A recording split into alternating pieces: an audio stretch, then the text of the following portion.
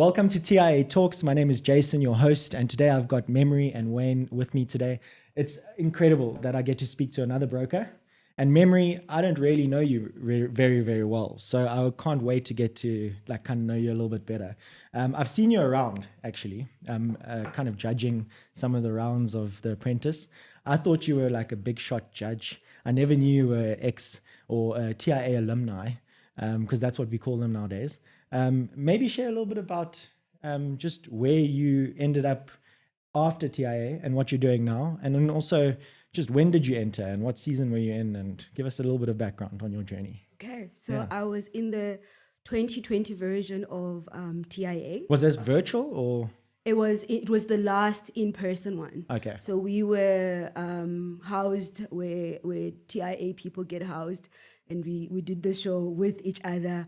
And of course, when you bring people together, so those type of things then start unfolding naturally. The drama will unfold naturally. Yeah. So I think my journey from TIA is probably very different from a lot of other people, maybe even Wayne's, in terms of even my entering TIA. It was not for the intention of entering TIA. And in fact, when I did enter, I didn't expect to make the cut, because I entered because at that time I was the president of the Association of South African Black Actuarial Professionals. Wow. And one of the things I was working on is PR work. So when I reached out to one of my mentors, she then said, TIA is a good thing to enter. Yeah. And when your mentors give you a lead, you follow it. So I followed it, expecting not to make it. And then I could say, I tried, but I just didn't meet the cut. And then I made it. Yeah. You came second. I came second ultimately. Wow. But the journey from entering to coming second, yeah, it's an interesting step by step, sleepless nights. Yep. For those that don't know, TIA is obviously formed over a week, right? And every day someone gets eliminated, they go home, and you kind of wake up with one less person. Yes. So it does get a little bit stressful out there. And it also, I find that it is quite a mental game. The TIA competition in general. Wayne, you had an interesting journey on TIA. And before we get into that, I mean, I just have to say, you're a broker and I love it. And you're a good broker and I love that. And I've also had some really good chats about how you just manage clients and things like that. And every single broker we've had on the show has shown a heart for people and a heart for their clients. And I think that you represent that too. So I just want to say that off the bat. But anyway, your journey on TIA was a little bit different. You came back, actually. So tell me a little bit about that. Well, I had the privilege of being in 2 seasons. So I was in the last online one, which is the filming is a little bit different. I think it's something we can touch on a little bit. The other one's a week. This one was also a week, but it was filmed in morning and afternoon session. So if you made it through the first round, you would go into the top 12, and I think they took 3 from every elimination round into the top 12, and then the top 12 was filmed over 2 days. So it was the Thursday and the Friday. Wow. And opposite or different to the online, to the in-person one, excuse me. My Afrikaans is busy shining through. Yeah, this is an English show. I'll do some tweetalig things. We can give it a go. Yeah. Just like when my airtime's up, it's up. So when we did that part, there was a lot of studying involved, a lot of preparation in the other one, because it was more technical, more knowledge. That's the virtual one, eh? The virtual one, yeah. So that one was quite intense, because we filmed Thursday morning, Thursday afternoon, Friday morning, Friday afternoon, and we went through sort of a quickest finger first elimination process, which was quite nervy. Yeah, it's like a weakest link kind of vibe. Yeah, almost, but you have to press the button quickly, frame perfectly, sit in front of the camera, never move. Can I just ask, did you do this at home? No. I went to work. I went to my at home. There would have been too much. But I mean, all the contestants were at home with a little virtual background. So some of them did it from their offices. Some of them did it from home. For me, too many distractions at home.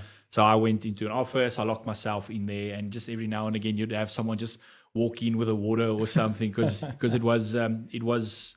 You know how filming goes. You don't have time. You think, okay, it's a whole day, we're filming one episode, that type of thing, but the process takes a very long time. So, and there's not a lot of disengagement from the show. Yeah. You're engaged all the time. Yeah, I find you kind of stuck there and you don't leave. you know, Yeah.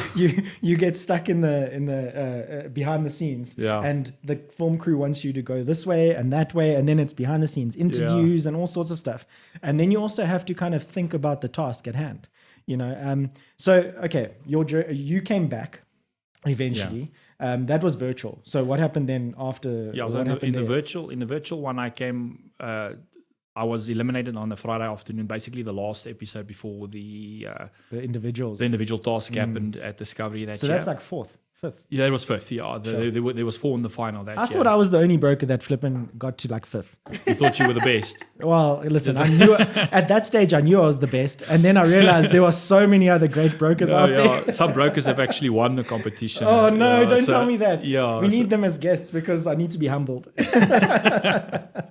Yeah. So on the second one, there was a technicality in the rules that you could come back if you weren't in the top 3 in the virtual one, because it's a totally different experience. I was going to ask because I can't go back. No, you can't go back. Yeah, so I was just going to say there's no rule about that now. No, are you too old? Or no, I'm still 34. Can we just calm down? I can enter for one. I'm going to speak to the higher ups at TIA because I hopefully know them well and maybe get back onto the show. Maybe I'll do a poll with all the listeners or something. So I had the privilege of going back the second time in the in-person one, and I was eliminated in the top 20 round. Sure. I didn't make it through. And then one of the other contestants that made it through had to pull out. From the top 10? From the top 10, okay. Yeah. And I was fortunate enough to get the call back. Wow. Sure. So from it must have been a little bit weird though, because you finished 5th, right? In the first one. Then you come back and then get knocked out in the top 20. That must have been a bit of a mind bend, if I can call it that, because I find you backed yourself and you think you can then go and win it, you know, and then you don't make it, and now you have the second chance. I mean, that's crazy for me. I don't know. Yeah, so the competition, it was 2 different competitions. Yeah. So the first one was all about technical knowledge, and that was my bread and butter. I studied all the material in some of the rounds, like in my elimination rounds, I had the most correct answers. I was at the top of the leaderboard. So technical knowledge has always been something that I as brokers we are. Yeah, no, that's because you have to know your stuff, you know. And then with the in-person one, technical knowledge sort of it's there. But it's more about how you articulate it, how you get it across. It's a presentation and a people's game now. Yes, and then you find out, like, you think you can speak well, but speak off the cuff or do this or do that. So you did you only realize then that it was English?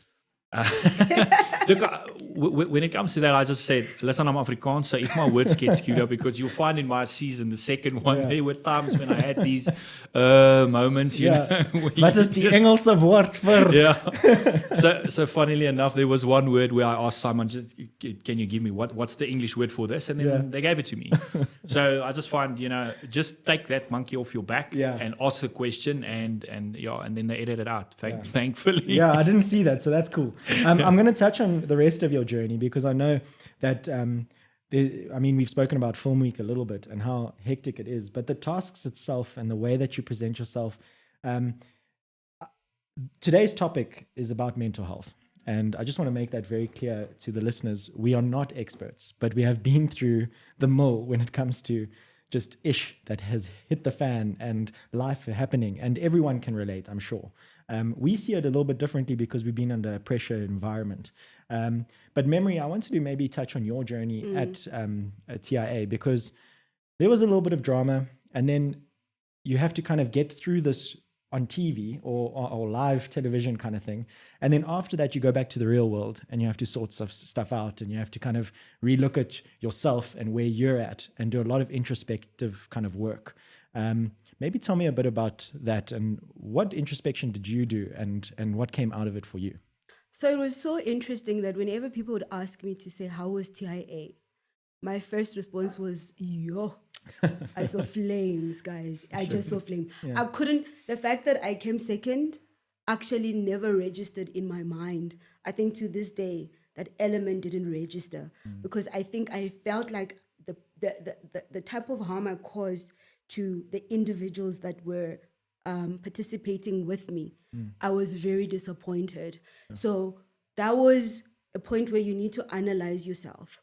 And fast forward to where I am today, because you asked that in your initial question. I entered the negotiations challenge. The negotiations challenge is very similar to TIA, except you are negotiating with counterparties, and this was the World Cup of it. Yeah. And it was really, the journey started at TIA, because I think one of the things I realized in my TIA journey, first of all, is that we spend a lot of time investing in the tangible things, but not necessarily the mental things. And when I reflected on my performance at TIA, one of the fundamental things that drove some of that behavior was the fact that it's the end of the year. You're going into year end. Yeah. You are thinking about what the next year is going to look like. You are literally quarter past burnt out. So you are in basically fight or flight mode. You are in that way. Yeah. Add to the layers, because then you must think about the person and how the person operates. When it comes to public speaking, as much as I might be perceived to be really good at it, and that's one of the things I think TIA taught me. It taught me to discover my own superpowers, as well as areas that I need to improve on. So the negotiations challenge was a teaser in terms of what makes a leader great. Going into TIA, like I said, I was the president of ASABA. Before that, I was the chair of the Actuarial Women's Committee. Before that, at Varsity, I was chair of my housecom. So from a leadership perspective, I got things done. Yeah. And I was elected by my peers to get that done. So in the finale, I remember somebody saying, "Oh, she's a horrible, horrible leader." Oh, man. And so when the Actuarial Society presented this course called the Aesthetic Leadership course, 3 years later, we then asked the question to say, what type of a leader do people want to be, or do people need to be, to lead society?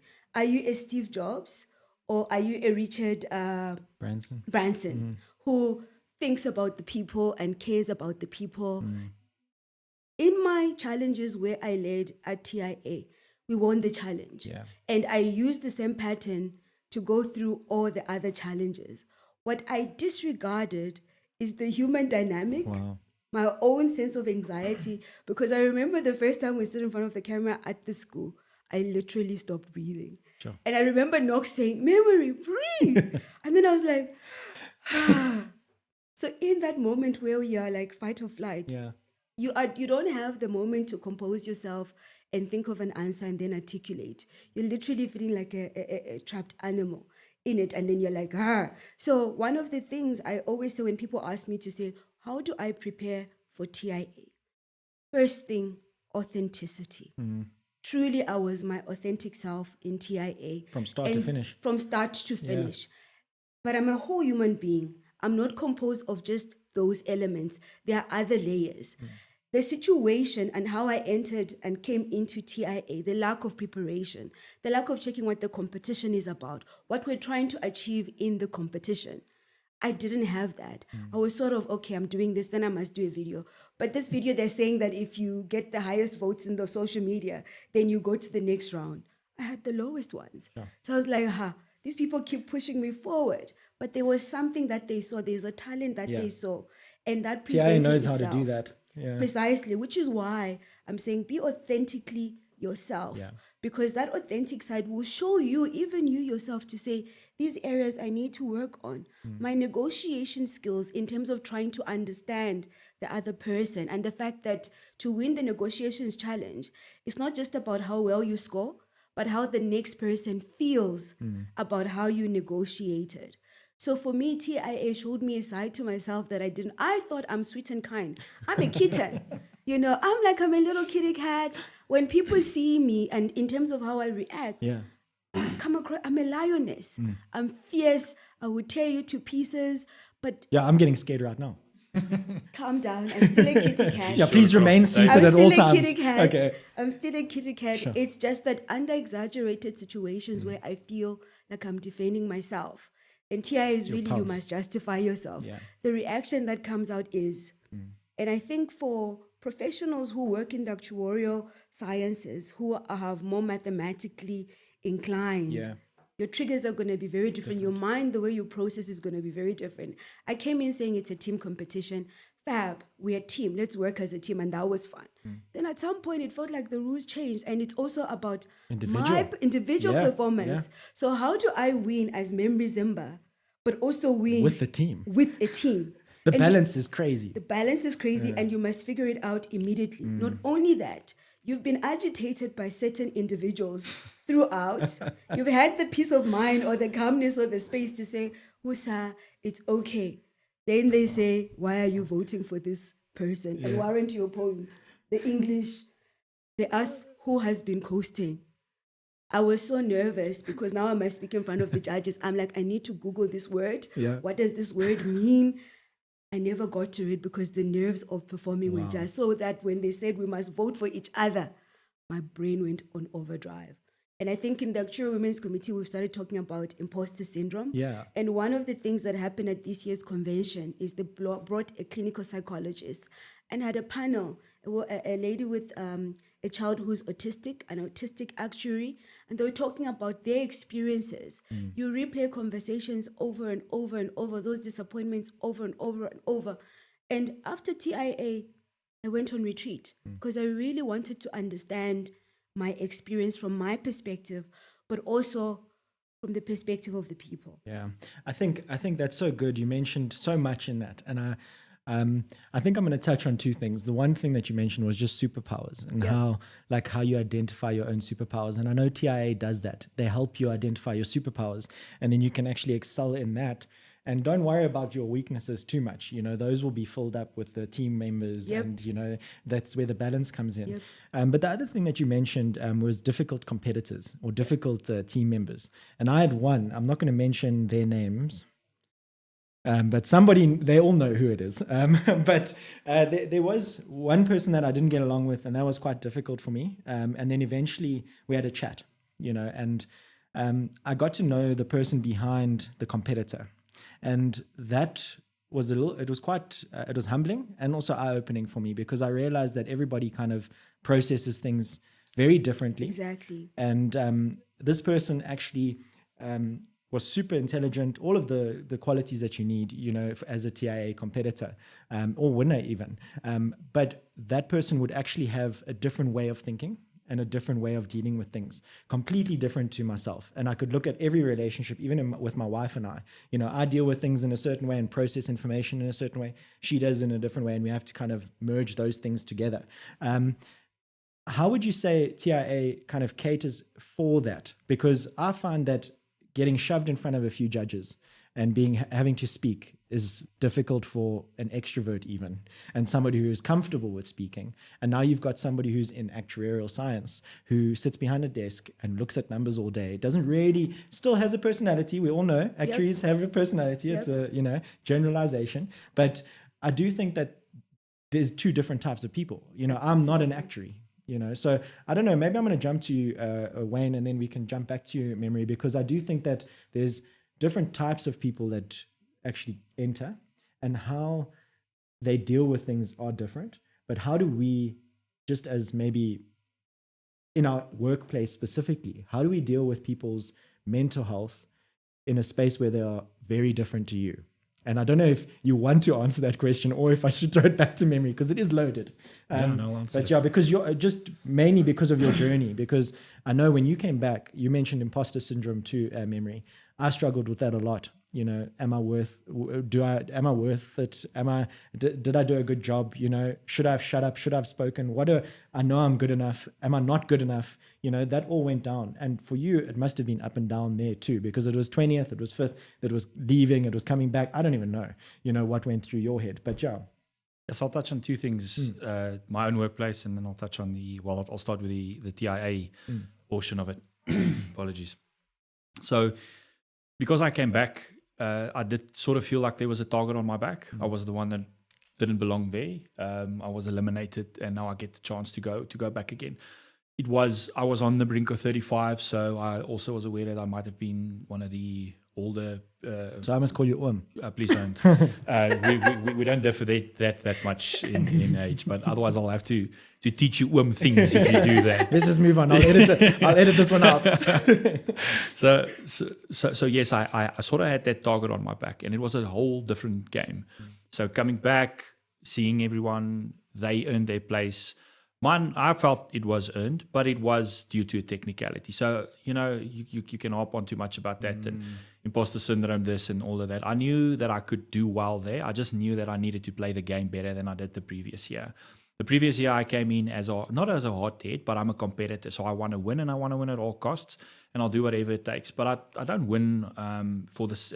I will never win on someone else's back or hurt someone, but I want to compete as best I can. And in the online environment, you sort of had to do that. Even though we did work in teams, there wasn't we didn't have a lot of time for team collaboration. We couldn't look each other in the eye. And read the person properly. There was none of that. So you couldn't associate what someone was thinking, how were they thinking or approaching this. Were they gaming? Were they I don't know, were they planning on sabotaging, all of that. But in the in-person one, you sort of get a feel for the people. You can immediately see who distances themselves, who wants to be a part, who's there to win. So you sort of gauge that. And I came in with a lot of emotions for various reasons. You looked emotional, actually. I was going to say, you look like an intense dude. Yeah. It would seem that way. But up until the point where, I relax a little bit. But I did feel a lot of emotions because I did feel the target on my back first and foremost. And then I felt like being in last, I must be, and also the way I was eliminated the previous year due to my own decision making. So I felt I was going to be a target, just by the game side of things. So that's why I have to say where the TIA, the in-person one, was amazing, because I got to get into the room with the same people. And once you sit down, we sort of had an agreement that we would eat together. And we did that from the very first night. We sat down, we ate together, and we started asking questions. And then you see the nerves around the table. You see everyone going through their process. You see them not understanding stuff, thinking about preparing for this, preparing for that, asking. For some reason, I got asked a lot of questions, that night, because everybody was sort of like trying to get as much from the process as they can from me. But the process was totally different, so joke was on them. But I made a bunch of friends. Chris, Kyle, Marissa, mostly, obviously Deirdre as well. But the three of them, we went together far and we worked a lot together. So I'll mention the three of them, and there's a specific reason. Because of my emotions, I wasn't trusting anything that was going on around me. So everything that was thrown back at me from the show or from a contestant, I didn't understand or fully comprehend. What does this mean? Is this someone that's attacking me personally? Is this someone that's trying to get ahead, trying to make you look bad? So I was so aware of stereotypes. You're just overthinking those things the whole time. Like crazy. Like, I mean, the thoughts are going nuts. And then I remember on the second day, it was the Sazerac task, and I was working with Chris. And we were a bunch of people, and we were just struggling to get things done. We couldn't get an idea on the table, and every idea I brought was shot down. And then eventually it got picked up, and we sort of like had to ramble in front of the judges. You know how it goes. Sure. And I just asked him, I said to him, today I'm the team leader. Do you think I am being, do you think I'm being thrown under the bus here? And he said to me, no, that you need to take a step back, and you need to understand what's going on here. Everybody's just fighting for their own life here. Yeah. Everybody's struggling. You do come across as a little bit, I don't say overpowering, but you've got good ideas, but you speak fast. Well, you definitely have the biggest biceps on the show. I haven't seen biceps like that on TIA talks at all. Yeah. Remember, you come a close second. This is how I repudiate claims. With the insurer. No, so he gave me a little bit of a, I couldn't trust my own emotions, and he just said, relax, this isn't what it is. And then I would have a conversation or two in the afternoon with Marissa. I would have a conversation with Kyle, and they would say the same thing, just take a step back. You're not looking at it, the full picture. You're just looking at this in the sense of someone's gunning for you, or you might be next out. And there's that thing. And I think actually up until the third day, I only then started enjoying myself. I started seeing the full process for what it is. I had a big chat with Renette afterwards via email about what it meant to me. That's about the TIA boss. About shout out to the boss lady. She makes these things happen. But there's true vision in the way that the TIA works. Is when you put 10 people together, you throw them around different cultures, different backgrounds, different all of this, different ways of doing all the fancy mental things you spoke about just now. And I don't know how to say again, but you put them together and you see magic in a very small time. 100%. And it touches their lives. Because I don't think there's people that walk away from this process not being changed. Yeah. And for me, change was twofold, the first year and the second year. It was amazing.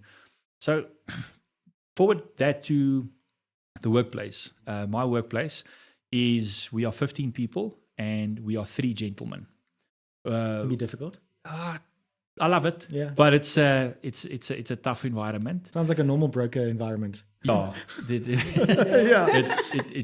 a tough environment. It is a tough environment in the sense that obviously everybody goes through their own things. Everybody, you think about mental health. The only thing I see when I think about mental health is that everybody has their battle. Yeah. Everybody's fighting something, and how do you fight yours while being cognizant of the other ones? And I think that's the question. Mental health and even mental health wellness can never come at the cost of someone else. And or at the cost of yourself. So you can't put someone else's mental health in front of yours, and you can't put yours in front of everybody else. As a broker, you tend to put everybody else's in front of yours because you're supposed to. If you don't feel well today, are you allowed to clock out? Nope. Can you not pick up the phone because you never know if it's that call. The one call that changes it all. I'm stranded on the side of the road, or there's an accident, and you weren't there for me, and that's what you sell. You sell yourself. Yeah. So in a workplace environment, I could easily pick up that if my demeanor in a specific day was off, everybody around you is sort of very sensitive to that. your They just pick it up and carry it on. Yeah, and it will affect a lot of them. They will reflect and say, did I do something? Did I do something to upset you? Is there something I did? So some people would just, they don't care, they go on. And I think those are the ones that are sort of better off, just in the sense that they don't attract or assimilate all of it to them. But then most people sort of do that. They'll look at the environment and say, "Oh, something's off here. I feel it." And people are very perceptive. Yeah, very. They and see sensitive. Things, I think for me, TIA was quite hectic. So I'm quite intense behind the scenes. At TIA for that film week, I think I woke up at 4:30 every morning. I went to the gym at the hotel. I trained. I then read my Bible and then read a little bit of a book. And then I went through to the bus, and everyone was like slogging into the bus, and I was ready for competition. I had my headphones in, trying to psych out all the competition. I had my TIA playlist going. It was all of these things. And I just felt like I prepared so much, and I got into my own head on day one, and I overthought things, and I kind of, it was very stressful. I think I lost 3 kilos on that week. Good for you. Good for me. I'm still on the train. Someone told me as a podcast host, I need to be ripped. So I'm like, excuse me, it's a podcast. It's audio. Well, you don't have to look at me, But anyway, this is recorded, so maybe I'll be ripped in a few months. But anyway, my point was that you mentioned just your teammates and how they helped you along the journey, to reflect and to show you, look, this is actually what I see. I find that in the workplace or just in general life, a helping hand is generally the only way that you can get out of that mental spiral, because often you put yourself in that spiral, and the deeper you get, your brain starts to trick you in that, and you get stuck. And then the only thing you can do is ask for help. And I realized that my teammates, I was tight with Rain and Keba and a few of the guys, even Tristan and a few of them at the competition in the last season. And it really helped me kind of have a sounding board to get through that week. And I can see it going forward. The biggest thing for me has been the people around me and how they helped me through my own challenges. And a lot of people don't have those support structures in place or people to talk to. And what I really liked was at TIA in our season, I don't know if it was with you guys, but they might have introduced it for us. There was a life coach or kind of a clinical psychologist, somebody who was there when someone was eliminated, to actually have that discussion with them and say, okay, what's the next step? Because after you get eliminated, you get told almost how terrible you are, and why, but not in a bad way. It's a competition. You're going to hear the negatives. But then that plays on your mind, and I left the competition, and I got back to the hotel, and I literally just stayed awake thinking about how I could have done better.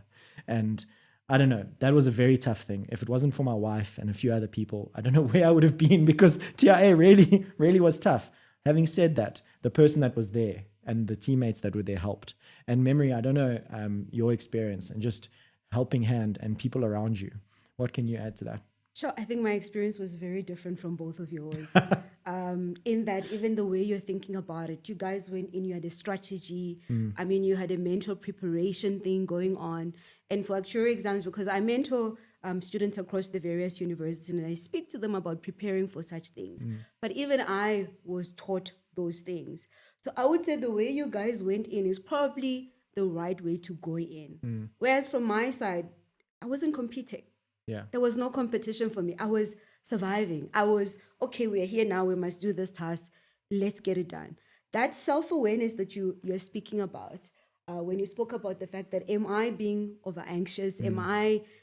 Those were not emotions that I even questioned. I was just like, yo, what's the next challenge going to be? Sure. Then you also mentioned the part about when you get eliminated. That's when you get told to say, oh, here.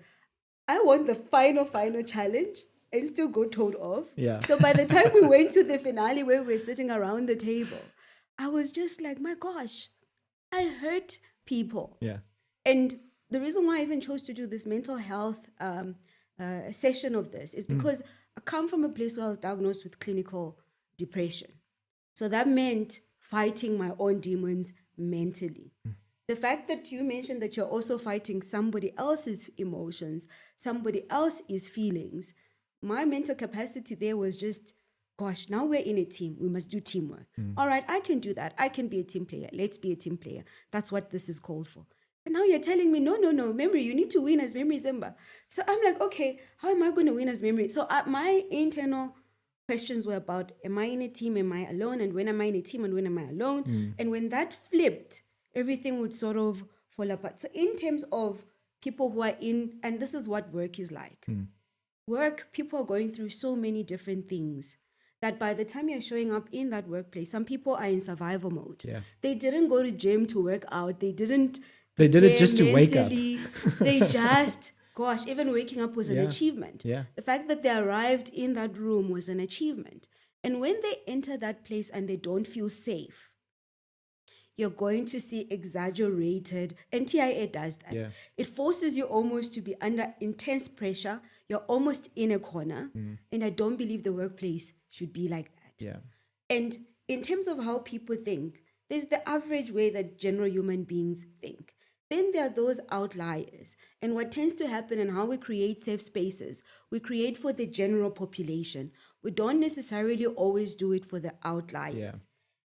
You mentioned something about somebody telling you it's okay to say, no, you're maybe being a little bit oversensitive. I must also thank the organizer because when I saw that other people were struggling with me, my instinct was I'm the problem and I'm causing other people hurt. And I went to her and I said, Brianette, I think I better just quit. So when we come in for the judge, I'm going to say, I don't want to do it anymore.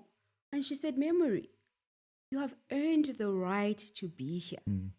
Now, even at the workplace, you need to create that community around you.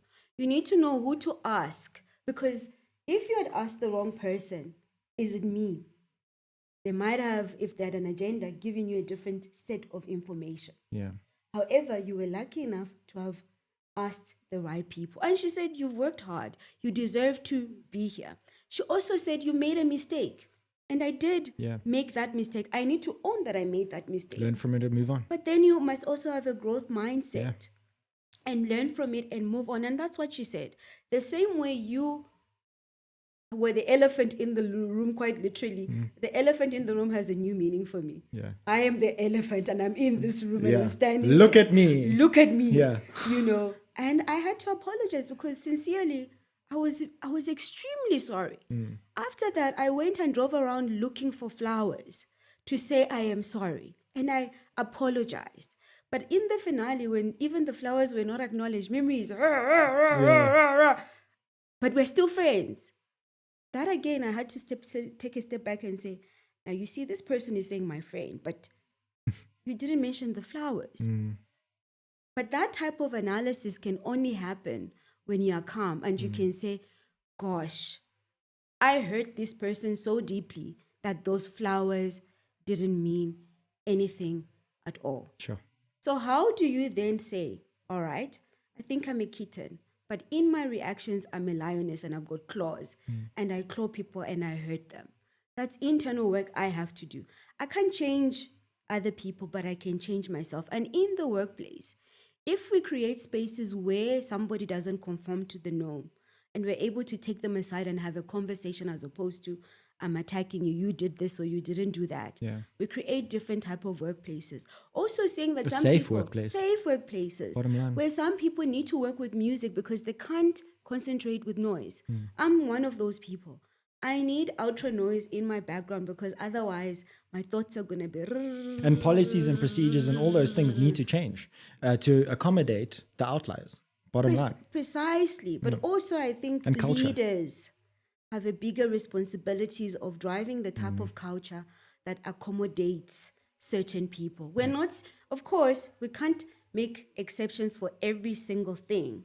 But where we know that these, and we understand that not everybody is the same. I think autism is something that has been brought up to the forefront, which is amazing. But we as individuals as well, we don't find out where are you on the spectrum at all. Yeah. And you need to do that work so that you know when to dissociate, when to associate, and when to ask to say, is this a me thing or is this a situation thing? Yeah. So I think our leaders have a bigger responsibility than just putting profits. And I think that's where my tears were, to say, I can be a great leader. I had the opportunity to come back and say, I will come back and I will show myself. And when I won that final challenge for myself, I redeemed myself. That's why I could say at the anniversary that I had no remorse. I made a mistake. I paid for that mistake. And then I came back and delivered on the technical. But then I needed to go back inside myself and say, I shouldn't be in a position where I hurt somebody else like this again, even if it's unintended. Because that person is a dad. That person is a brother, he's a son. Yeah. You don't want to create that. And workplaces, what is this competition? Like, for me, there's no competition. Exactly. We have a job. We had to do it. And yet, we are human beings. It's a competitive environment. We're talking about backstabbing each other to get on top. And that's why the negotiations challenge was so healing for me in cementing certain things to say, even if I'm going for the best deal, you as an individual, after we've negotiated, should not feel like I've taken from you or I've hurt you. There should be a trust element there. There must be a trust element to say, okay, even if I lost this negotiation, I lost based on principles and I lost based on these things. And if I, as the person negotiating with you, need to explain that, I should be able to. But also when people walk in, to his point, you need to look at who is this person? What personality are they? Yeah. And what traits are they exhibiting? And if we're patient enough to check those things, we'll see that some of the lions you see are actually like, little kittens. They're little kittens, they're purring and they're petting. And some of the people kittens are actually lions. And some of the kittens are actually lions. But the growth mindset then comes in terms of being able to experience something, identify the areas where you need to grow, putting in the effort to grow mentally, which is what a lot of people do not do. We invest in your MBA, we invest in all sorts of things. We invest in gym, we invest our time, but we don't invest in our mental self. And the standard you hold mentally for yourself in terms of you're not getting coaching, you're not seeing a psychologist to process information. It's the same standard you're holding, and yet you're holding other people's to a higher standard. So you yourself, especially if you're in leadership, if you're hurting people, you have an obligation to understand how your brain works so you can change it. And you might not necessarily be able to change how you think, but you might be able to change how you present what you think so that it doesn't cause hurt. I love that, because I think for me, just in the last year from TIA, learning so much about myself and realizing when to speak, when not to speak, or whatever, all these things have taught me that before anything, I need to try and understand the other person that's sitting in front of me first, before I even try and judge them or make an opinion or assumption of them, because who am I to judge firstly? And what does my opinion even mean or matter, to that person or even to myself? What's the point? I honestly think understanding that person and trying to just level with them on their playing field to make sure that you can relay a topic or relay something or teach them something. Because I taught grade 8 and 9 maths before I got into insurance. Yeah. And that for me was a learning curve of note. It matured me. Firstly, I grew up teaching kids. So, I mean, this was, I matured big time, hopefully. People would say not enough, but no, it's still coming. I absolutely clap for you but for that. Grade 8 and 9 maths was tough. and a lot of the kids that actually weren't performing, I had really good marks in my grade, and I'm not trying to pat myself on the back or anything, but then I realized that the kids that were bright didn't need as much help, and we always focused on them, like, oh, well done, top tenner, whereas the ones that weren't doing too well generally are just looking at the marks, and we tend to just look at marks. And I just took a little bit of a different thing. I put all my guys that weren't doing too well close to me, and I made sure that I gave them enough time. And I looked at the way that they got to answers. And maths, you can see there's different ways to get there, but the answer is usually the same, And sometimes a child just needs to know a certain way of doing things that fits their own little mind and way of doing things, and they love it then, And I had guys that really loved maths, because someone that was getting 20 because they didn't know how to do the step 3, just because they missed step 3, because they didn't have to do step 3. Yep. They could do it in one step, and they understood how. Yes. And they were actually one of the brightest mathematicians in my class, if I can call them that, because they really just needed to learn in a different way. And I think TIA does that. I think it's not a place just where we have to just present and we have to relay information. It's one of those aspects that's what we mentioned. But I do think that it's a well-rounded competition. And everyone learns something about themselves at the end of the day. I did, you guys did. I've got one more question that I want to ask both of you, and I'll start with you, Wayne. We've mentioned a lot today, and it's been really valuable to me. I think what you guys have mentioned just about the workspace and your journey in TIA, I think it's inspiring for those that are listening, that are entering, and also for those that are actually struggling right now with what we've spoken about. I think the biggest thing is to obviously find help and to speak to people that you trust. And I think we've done that in our own journeys, with our own mental health journey. But Wayne, I wanted to ask you something a little bit different, but also in the line of making a change or just bringing an impact to this industry. The way I phrase this question is, what is the burden on your heart for the industry that you would want to kind of that is your passion, that you want to impact? Where does that lie? And if there is anything, maybe you're already doing it, maybe you're already involved in an organization or something that does this, but I don't know, what is on your heart that you want to change in this industry? I think it's something that sort of came full circle for me when on the last day of shooting at the TIA, I woke up at like 2:00 in the morning, and I felt this sense of overwhelming responsibility. I grew up in the insurance industry basically from 18 years old. Didn't have a job, didn't have an opportunity. This was a lifesaver for me. If I didn't go there, you speak about how you speak and how you relate yourself to other people. I couldn't speak English to start off with. I spoke English with a guy once, and he said to me, "Please, just stop speaking. I can't understand your word you're saying." You were speaking cursive. So I had to rehearse before I phoned someone. Yeah. I had the whole conversation rehearsed, when I started out. But I had a mentor. I had a person that came into my life at a very crucial time. The guy I worked for, he passed away sadly 2 years ago, just before the TIA filming. Sure. And he just had this different way of doing things. He was always smiling, always just a fun person to be around with. But he had a certain value set. And as a broker, I don't find those values a lot. So he always said, just treat people kindly. So you know how you find with most insurance companies how they don't like dealing with brokers because they find brokers to be very attacking, very hard to deal with just because they are adamant and all of that. But he said, no, we build relationships with people. Clients, they come and they go, but the people that work at the insurance companies, we get to deal with them every single day on different claims. So treat them properly. So we always treated them properly. We don't go above someone's head unless we absolutely have to, and then we tell them that. So he had these small methodologies in his workplace. And when I made mistakes, and I was hard on myself, and you don't want to make mistakes specifically as a broker because you know what's going to happen. I could lose my job and all of this. And he just said, he had this funny way of saying, "Can they come and arrest us tonight?" And I would say, "No, they cannot." And he said, "No, so don't worry about it. Let's make the problems go away."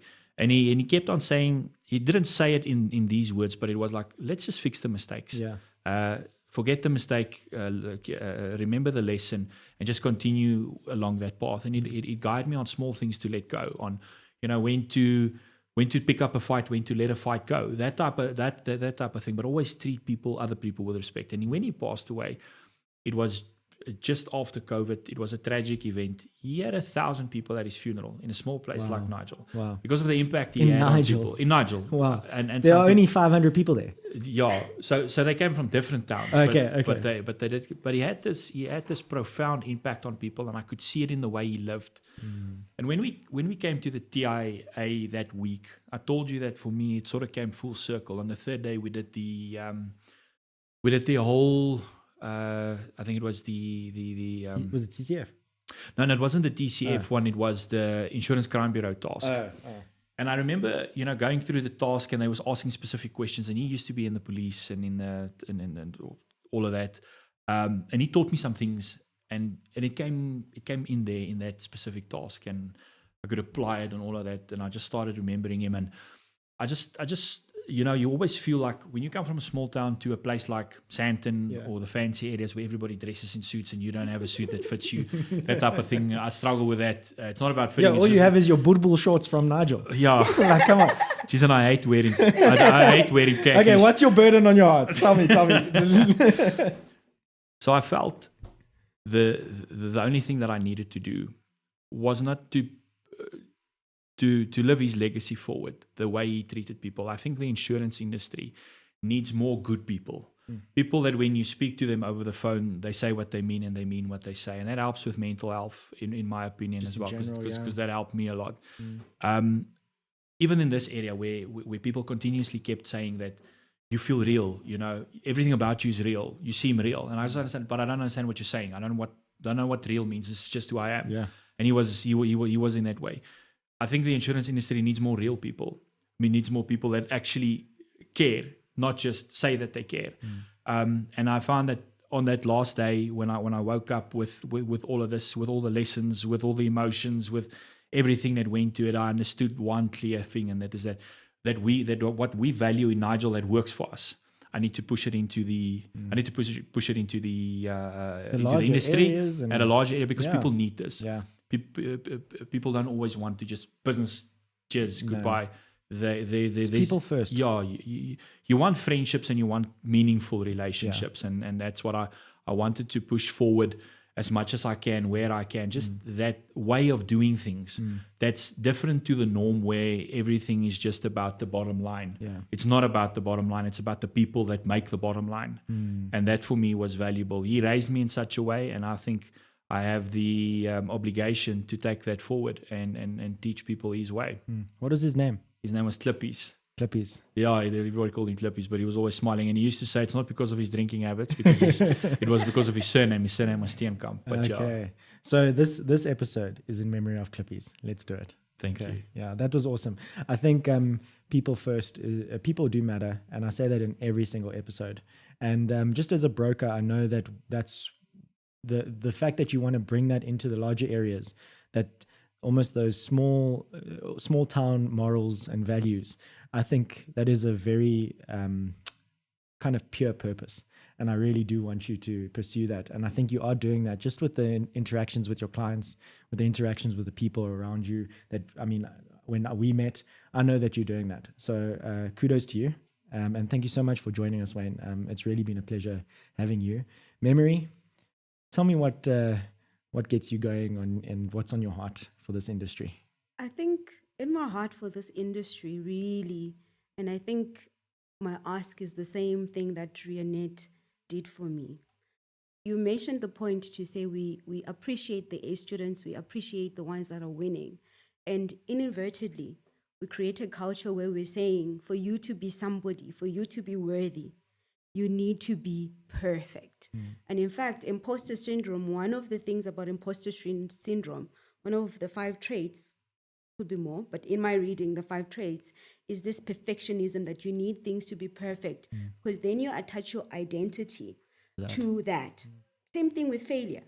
You will find that from A students, but you're an A student in Limpopo, in wherever, and then you come to Wits, you mentioned coming into a big town, they say, look to your right, look to your left. your English is not as articulate as it sounds now. Yeah. You know, to your right is St. Stithians, to your left is St. Mary's, and you're like, oh, freaking hell.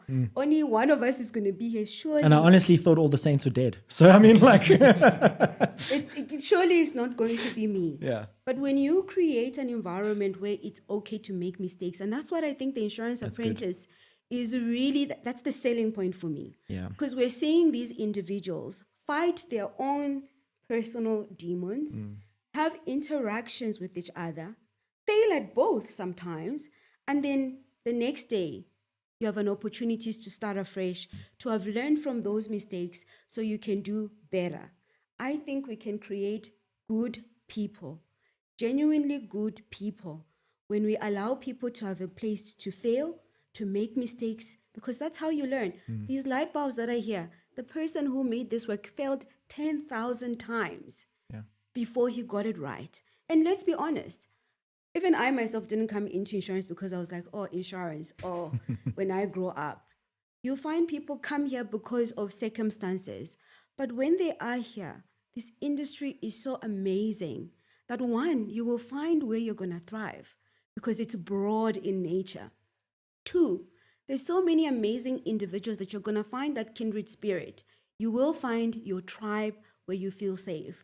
You will find a community that are going to hold you. You will find your soul as in fly community. So my ask is that let's create those spaces. Let's be authentic in how we engage. Let's speak about the fact that actually I don't have a suit that fits, and then come to me and then I'll fit it for you. So you come in, because I'm an actuary with flair, because I'm also now a designer. And even in my design, I'm tackling that when you wake up in the morning and you look in the mirror, you see somebody who is a winner, because that's where it starts. A lot of people leave their houses already feeling like a failure. So by the time you enter the workspace and they're telling you all the things you didn't do right, you become a failure. Your identity is attached to being a failure. But if we say, guys, this is how we learn, it's not the A students that become millionaires. No. It's the C students. It's the ones that didn't even get a matric. Can we get A students to become millionaires? Do you imagine the impact we would have? We've got access to some of the most powerful brains. And if we create a space where we say, brain, thrive, we can literally change lives. On the African continent, when a breadwinner passes on, that's the end not just of the immediate family, but a whole community, because people saved up to potentially send that person to university. And when they've made mistakes and come back to that community, they're going to be asked to say, where's our money? But if we can say, you did your best, maybe this was not for you, or did you rethink it in this way? Yeah. Then somebody's constantly reinventing themselves, constantly falling, picking yourself up and going. I love that. I think, Memory, that's amazing. And I honestly think it's like the Phoenix thing, you know. Exactly. You're going to fail. And I think people need to hear that. I've always tried to be an achiever, you know, and TIA was one of my big knocks. And I think that really put me on my backside, and I had to stand up again. And I'm hosting you guys now, you know, because they found my superpower, which was the weakness that I got kicked for. Absolutely. But I just think that, you know, you both mentioned people and just understanding them and being kind to them and being good people, you know. And I just think that we've got so much to do on an individual level, just to be a good person and just to try our best to be kind to others. And sometimes we do that at the expense of ourselves. So I just want to encourage all of us and those listening not to do it at the expense of yourself, but to take care of yourself first, and then to try and help others, because you can't fill up your own cup without, or can't fill up others without filling up your own cup. So I do think that that's important. But guys, thank you. Memory, Wayne, Warren, whatever. I'm just kidding. It is Wayne. I always call him Warren. Jerry. Thank you so much for being with me, and all the best. Thank you. Cool.